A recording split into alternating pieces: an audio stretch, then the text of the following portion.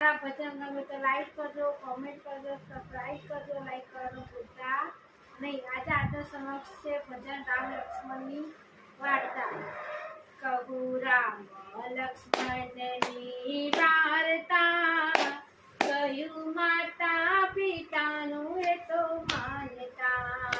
કહું રામ લક્ષ્મણની વાર્તા, કહ્યું માતા પિતાનું એ તો માનતા. એ તો હાથે દળું સુવાન ધરતા, કહ્યું માતા પિતાનું એ તો માનતા.